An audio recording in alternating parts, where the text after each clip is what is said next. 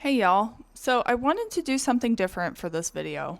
I'm going to share a formula, which is a very simple formula. I'll share it, but instead of only talking about the formula, I'm going to share how you can actually learn some formulating. So my top formulating tips if you are a beginner and are in the baby stages where you are just barely getting your feet wet. So many people start out and don't know where to start. It can be frustrating, and I think that's why so many people opt to take a course or some kind of teaching module online on formulating, which, truth be told, you absolutely don't need to do that. I honestly think they can be more confusing, and to be honest, quite a few of them don't share accurate info with people. Not only that, they can be extremely expensive. And at the end of the course, you get a certificate, which in the real world doesn't really hold any weight. So you can't use it to go get a cosmetic chemistry position somewhere. So I'm of the mindset that you can totally teach yourself anything. Experience comes with practice and taking the opportunity to make mistakes while you learn. You truly learn by hands-on experience and working directly with ingredients. Okay, so real quick on this formula, it's easy peasy and it's a lactic acid serum formula, and I made it for myself. If you have really sensitive skin but are wanting to try and get the benefits of using an acid without having a horrible reaction, then you're going to want to learn this formula. It only has one phase, so everything goes in one jar, and if you have sensitive skin, you can make this starting with 2.5% lactic acid.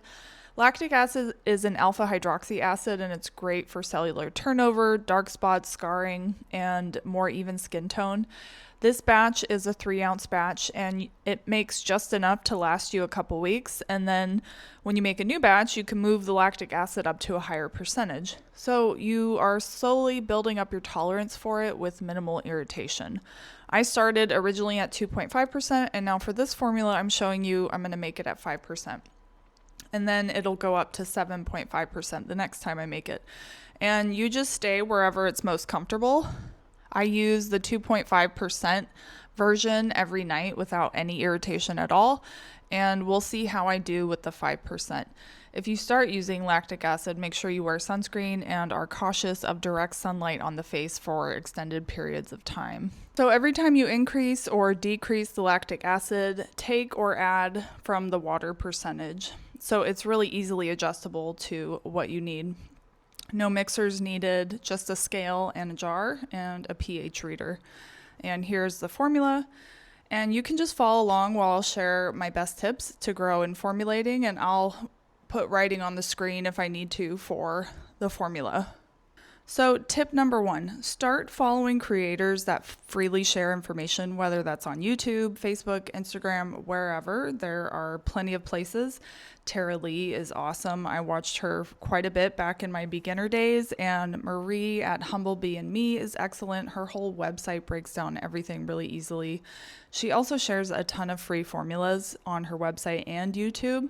So if you are just starting out, that's a great place. And if you aren't a beginner, you can look into some paid creators options.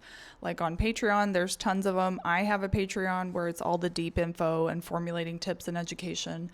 Another great one is swiftcraftymonkey.com. She is amazing. Her whole website is like a giant blog style directory of all things formulating, especially the chemistry side, and she's had it for over 15 years now. So there's tons of content on there. So much educational content on all things formulating. Also, chemistcorner.com, that forum will be your best friend for getting specific answers on ingredients and formulating. Those were all so helpful to me when I was learning. These are creators that I trust as far as formulating. There are many others, but be careful as some of them can share incorrect information and improper formulating, so just be careful. Tip number 2, start small with your attempts, meaning focus on learning one formula at a time. I know that's easier said than done. Or focus on one area like emulsions, serums, cleansers, etc. Buying ingredients is expensive, and when you are learning, you are essentially practicing. So if you make mistakes, you don't want to be throwing the money away because you bought a bunch of pricey ingredients and messed up a formula. I've done this and it's painful. It's literally like washing my money down the drain. That being said, do small test batches. Don't do a large batch. My rule of thumb is 10 ounces or under for lotions or creams, and that's because that amount I can easily mix with my immersion blender. Under that amount, then it's kind of small in the jar to mix. And tip number 3, supplies you need to get started. It's really simple when you're first starting out. So you would just need an immersion blender, glass measuring cups or beakers that are heat safe, a scale that measures in 0.01 gram increments, a decent pH reader, not the strips, and small spatulas, and some small, simple, cheap plastic jars to store your finished product in, or pump bottles on Amazon. Keep it simple. This is essentially all you need to get started. Tip number 4, slowly build up your ingredient inventory. So don't go buy every single ingredient you see, because you'll be broke and they will likely go bad before you can figure out how to use them. So focus on one formula at a time, get the ingredients for that, and practice making that until you're comfortable with it, and then move on to another formula and slowly build your inventory up. Before you know it, you will have a ton of ingredients. Tip number 5, make products tailored to your own skin type. It is your skin after all, and you know it best. So if you are wanting to make specific products for other skin types, that's fine too. But starting out, make things you want to make that will complement your skin type, whether oily or dry. This will help you figure out which ingredients work best with your skin type, so you can try out your formula and see how it feels with the ingredients you chose to use. The more you try out different ingredients, you will see and understand the differences between them and how they perform. Okay, so those are my top tips for getting started. I hope that was helpful. And let's look at this beautiful serum we made.